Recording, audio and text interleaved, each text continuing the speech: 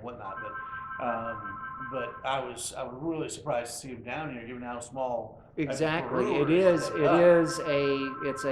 It's a. Unless something's happened over the last 3 or 4 years, it's a very small. Somebody answer that damn phone! For the love of God, answer that phone!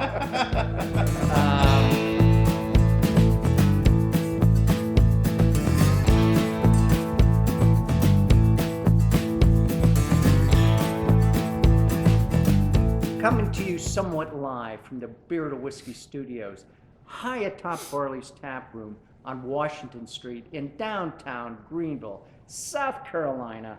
I'm Russ Heaps, and this is Beer to Whiskey. Today we are doing a Big John in 5 episode, and that's where I get my good buddy on the other end of the dais here, Big John Richards, to pick a beer from one of Barley's 72 taps or 50 or 60 bottles and cans that they have here. We sniff it, we sip it, we could bits about it. John tells us a little bit about the brewery. Sometimes he talks a little bit about brewing and the history of brewing, and then we drink a lot of beer.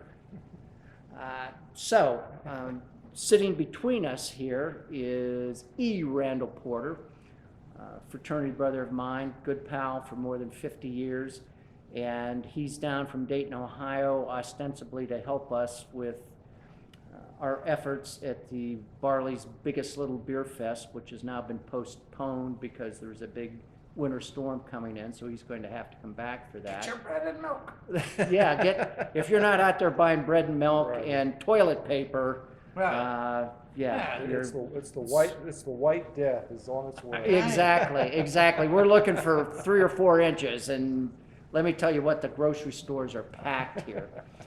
But anyway, Not anymore. Nothing left. yeah. So, but anyway, that's why Ports is here. If you look around on the website, or on the YouTube channel rather, you will see Ports in several other videos. He's helped us out a lot over the years. Good job, Ports. Yeah. Way to stick with us, Right. Ports. It's a tough job. It's I a nice know. job to It's do. all this damn drinking you got to do. John. Oh, is it my turn? Yeah. All right, good. So we're drinking a fruited American wheat from Durty Bull. It's a series called Sippy Cup. Sippy cup. Guess whatever that denotes for you is probably what they mean. But in this case, it's a mango tangerine wheat ale, which I'm pretty excited for. We sloshed some around a bit earlier, and You picked up the aroma. I and managed to get a little sense of what was coming. But these guys do, this line is really good, and I've had 3 or 4 of them now, and they've only been in business since 2016.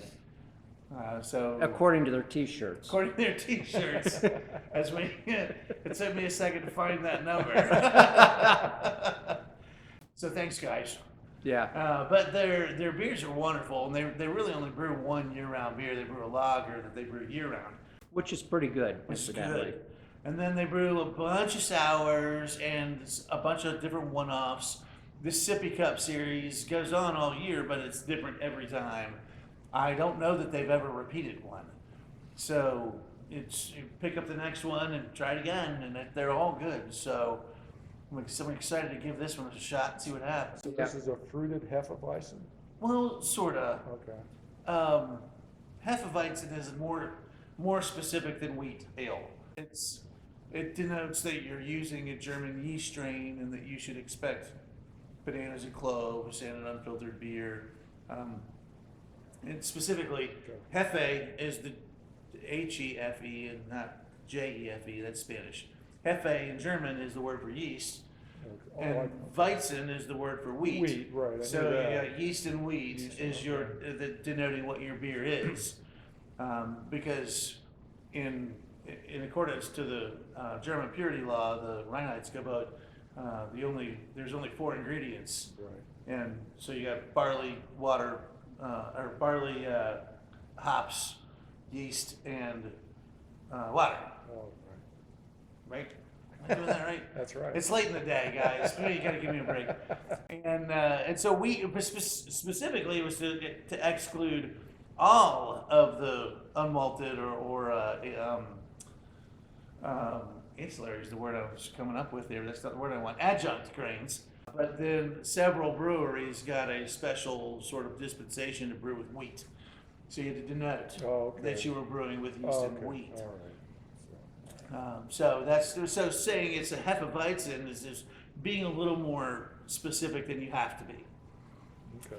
If you have any interest in Durty Bull, we did do a shoot there And you should. 3 or 4 years ago, yeah. And they have a unique, as John was saying, they have a unique approach to beer. And mostly they do these sorts of things and sours. It's a young guy by the name of Matt Panisi who owns and runs the place. And I think maybe the brewer there, it's been a while since I did the shoot and edited the video. But anyway, that's sort of, and I remember thinking when I was there and he and I were talking, I'm thinking, how in the heck are you going to keep this place open with this business model of doing these things and sours? But here we are 4 or 5 years later, and they're still going strong, and good for him. And growing. Yeah, and growing, and good for him, because I have seen Durty Bull on the menu here a couple of times. Yeah, they hit our market. Probably hit our market right before COVID did, which was an unfortunate timing. But I remember when they hit, they came down with a real small distributor, Right. just as a handful of breweries, and takes care of their beer and whatnot. But I was really surprised to see them down here, given how small. Exactly, it brewery is. they It are. is it's a. Unless something's happened over the last 3 or 4 years, it's a very small. Somebody answer that damn phone! For the love of God, answer that phone! It's not a big. Coming to you live. It's not a big operation, and but you know Matt is passionate about what he's doing, and it's a reflection that reflects in the product that he's putting out. And with that, Speaking of which, still sitting here, my glass is full. mine is too, and that's a bad thing. Text Miss Lily. Oh,